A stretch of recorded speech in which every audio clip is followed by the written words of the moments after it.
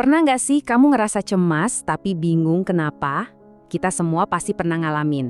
Nah, di sini kita akan kupas tuntas sebuah kerangka spiritual, semacam blueprint, yang nggak cuma bantu kita kelola rasa cemas, tapi juga nuntun kita buat nemuin kedamaian batin yang sesungguhnya. Yuk kita mulai. Perasaan ini akrab banget ya kan? Hati deg-degan, pikiran kemana-mana, rasanya kayak ada badai di dalam diri. Tapi gimana kalau semua kegelisahan ini sebetulnya bukan kekacauan acak? Gimana kalau sebenarnya ada sebuah peta yang dirancang khusus buat kita untuk ngebantu kita melewati badai ini dan sampai ke tujuan, yaitu ketenangan? Disinilah letak mindset shift yang paling penting. Setiap tantangan yang kita hadapi itu bukanlah hukuman. Sama sekali bukan. Itu semua adalah bagian dari sebuah rencana besar yang penuh kasih yang dirancang khusus untuk kesuksesan kita.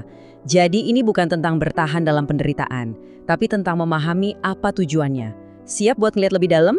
Oke, kita bedah satu-satu. Oke, ini dia peta jalan kita. Simple aja. Kita akan mulai dari sebuah janji. Terus kita gali apa misi hidup kita. Setelah itu, kita coba intip isi jiwa kita, kenalan sama penjaga spiritual kita, dan terakhir, kita akan sampai di tujuan utamanya, ketenangan yang sejati. Yuk, langsung masuk ke bagian pertama. Oke, bagian 1. Sebelum kita bisa tenang, ada satu hal yang harus kita ubah dulu, cara kita memandang kesulitan. Di sini, kita akan coba bingkai ulang konsep ujian hidup. Bukan lagi sebagai beban yang menghancurkan, tapi sebagai sesuatu yang dirancang khusus dengan penuh cinta. Ini dia janjinya, dan ini benar-benar bisa mengubah segalanya. Coba dibayangin, setiap tantangan yang lagi kamu hadapi sekarang, mau itu di kerjaan, di rumah, atau di dalam dirimu sendiri, itu semua sudah ditakar dengan sempurna. Artinya apa? Kamu nggak akan pernah dikasih beban yang kamu nggak sanggup pikul. Jadi kuncinya bukan di aduh berat banget, tapi di keyakinan, oke, kalau ini datang ke saya, berarti saya sudah punya alat buat ngelewatinnya. Oke, kita tahu kita mampu ngelewatin setiap ujian. Terus pertanyaannya, buat apa semua ini? Nah, sekarang kita masuk ke pertanyaan paling fundamental. Apa sih misi inti kita sebagai manusia? Ini penting banget, karena kalau kita nggak punya why-nya, ujian sekecil apapun rasanya bakal berat banget. Misi kita ternyata punya 2 pilar utama. Pertama, koneksi ke atas, kepada Sang Pencipta. Kedua, kontribusi ke sekitar, menjadi agen kebaikan di muka bumi.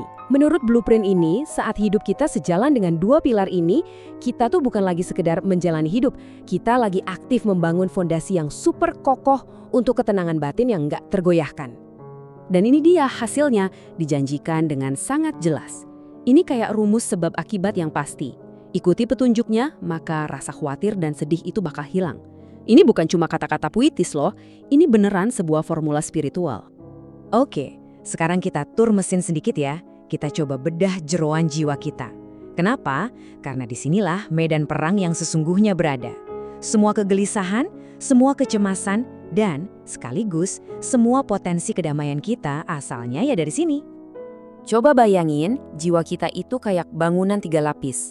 Lapisan paling luar itu shader atau dada. Ini kayak lobi utama, tempat semua bisikan dan pengaruh dari luar masuk. Terus di tengah ada kolb atau hati. Nah, ini ruang kendali yang paling sibuk, yang bolak-balik terus, tempat pertempuran terjadi. Dan di lapisan paling dalam ada nafs, inti diri kita. Disinilah sumber dari 2 kekuatan yang lagi berperang itu. Jadi di dalam nafs kita itu udah ditanam 2 potensi yang saling berlawanan, kayak kutub magnet gitu. Ada kutub positif, namanya takwa, ini yang narik kita ke hal-hal baik, kesadaran, ke hal-hal positif. Terus ada kutub negatif, namanya fujur, yang narik kita ke arah sebaliknya.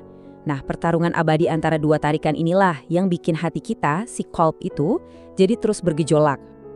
Dan ini nih bagian yang mungkin bikin kaget. Ayat ini menegaskan kalau dua-duanya itu emang udah satu paket, udah bagian dari desain kita. Tapi dengerin baik-baik. Potensi negatif atau fujur itu ada bukan untuk membuat kita gagal, justru sebaliknya. Anggap aja itu kayak barbel di gym spiritual kita. Kehadirannya itu yang memaksa potensi takwa untuk bangkit, melawan dan jadi jauh lebih kuat. Jadi kalau di dalam diri kita ada perang, terus gimana caranya kita menang? Tenang, kabar baiknya kita nggak dikirim ke medan perang ini sendirian. Kita dibekali bala bantuan. Nah, di bagian ini kita bakal kenalan sama 2 sekutu spiritual. Dua penjaga yang diberikan untuk memastikan potensi positif kita lah yang keluar sebagai pemenangnya. Yap, ada dua. Dua penjaga utama yang dirancang khusus untuk ngawal takwa kita dan ngebantu kita memenangkan pergulatan batin ini. Siapa aja mereka? Ini dia tim kita. Yang pertama adalah dukungan malaikat. Ini tuh kayak bisikan-bisikan kebaikan yang suaranya bakal makin jelas kalau kita mengisi diri kita dengan ilmu dan berada di lingkungan yang positif. Penjaga kedua adalah ibadah. Nah, ini senjata utama kita. Ibadah itu bukan cuma ritual ya, tapi ini adalah cara kita secara sadar memilih mau ngasih makan yang mana, si takwa atau si fujur. Dan bicara soal ibadah, sholat itu contoh paling kuatnya. Sholat yang benar itu bukan cuma sekedar menggugurkan kewajiban. Sholat itu secara aktif berfungsi sebagai perisai spiritual kita. Setiap kali kita sholat dengan benar, kita tuh lagi membangun benteng pertahanan yang mencegah bisikan-bisikan negatif kafujur menguasai pikiran dan tindakan kita. Oke, kita udah tahu medan perangnya, udah tahu siapa musuhnya, udah tahu senjatanya. Sekarang kita sampai di puncaknya. Apa sih hadiah dari semua ini? Mari kita lihat. Tujuan akhir dari perjalanan spiritual ini, sebuah keadaan tenang yang mendalam dan gak tergoyahkan sama sekali. Nah, ini poin yang penting banget buat dibedain. Ternyata tenang itu ada dua jenis. Ada yang namanya sakinah. Ini tuh rasa lega sementara, kayak pas kita bilang, akhirnya masalahnya kelar juga. Tapi ada level yang lebih tinggi, namanya tumakninah. Ini bukan lagi soal lega karena masalahnya selesai. Ini adalah ketenangan yang nyala dari dalam, bahkan saat badai lagi ngamuk di luar. Ketenangan yang gak bergantung sama kondisi eksternal. Inilah tujuan kita yang sebenarnya. Terus gimana cara nyalain cahaya dari dalam itu? Jawabannya ada di sini. Dengan mengingat Allah lewat ibadah yang udah kita bahas tadi, itulah yang secara langsung menumbuhkan ketenangan ini di dalam hati. Ini adalah rumus sebab akibat yang paling fundamental di dalam blueprint ini. Jadi, ya inilah puncaknya. Tumakninah itu adalah hadiah utamanya. Sebuah keadaan di mana kita benar-benar berdamai sepenuhnya dengan rencananya, percaya penuh sama takdirnya, gak peduli badai apapun yang lagi terjadi di sekitar kita. Inilah yang namanya kebebasan sejati. Dan ini adalah undangan terakhir untuk jiwa yang telah berhasil mencapai ketenangan itu. Sebuah panggilan untuk pulang dalam keadaan ridho dan diridhoi. Coba kita biarkan pesan yang kuat ini meresap sejenak. Kita sudah membedah tuntas seluruh blueprint ini.